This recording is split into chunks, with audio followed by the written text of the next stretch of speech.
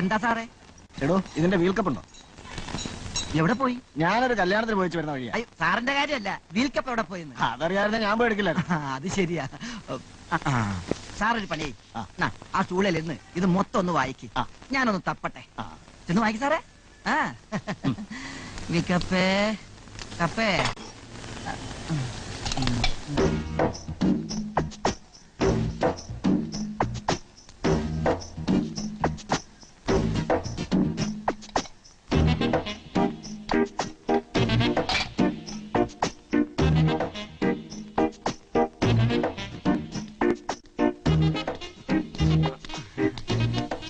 ഇതേ ഉള്ളൂ, ഇത് പറ്റുമെന്ന് നോക്കിക്കേ. ആഹാ, കൊള്ളാമല്ലോ.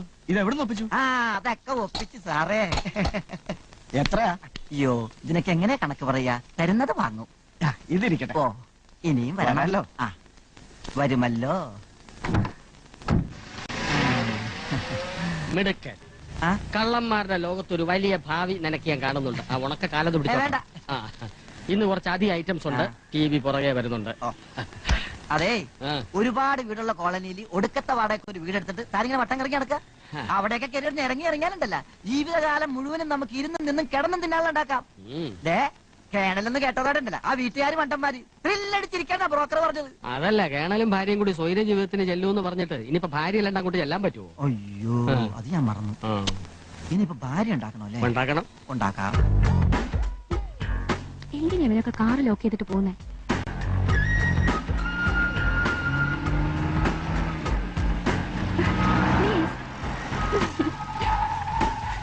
എക്സ്ക്യൂസ് മീ, ഒരു ലിഫ്റ്റ് തരോ? താങ്ക്സ്. എന്റെ വണ്ടി കേടായി, ദാ മാറ്റിയിട്ടിരിക്കുന്നു. സാർ എവിടം വരെ ഉണ്ട്? എവിടെ വേണമെങ്കിലും പോവാലോ. എന്താ പേര്? മാധുരി.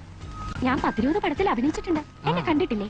പിന്നെ ഇപ്പൊ കള്ളന്മാരുടെ ലോകം എന്ന ചിത്രത്തിൽ നായികയെ അഭിനയിച്ചോണ്ടിരിക്കുക. അയ്യോ, ഐ എം സോറി, ഇന്നെന്റെ ബർത്ത്ഡേയാ.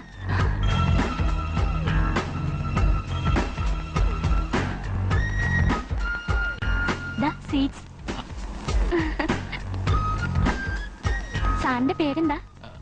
വിജയകുമാർ. വീട്ടിലാരൊക്കെ ഉണ്ട്? അത് അയ്യേ, ഇത്ര പെട്ടെന്ന് കഴിഞ്ഞോ?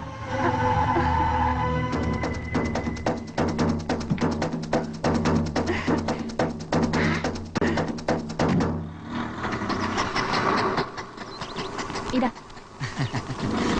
ഇത് ചോക്ലേറ്റ് റാണി, മധുരം കൊണ്ട് മയക്കുന്ന പെണ്ണ്. എന്റെ കസ്റ്റമറാ. ഇത് ആർക്കെ, ഇത് എന്റെ കസ്റ്റമറാ.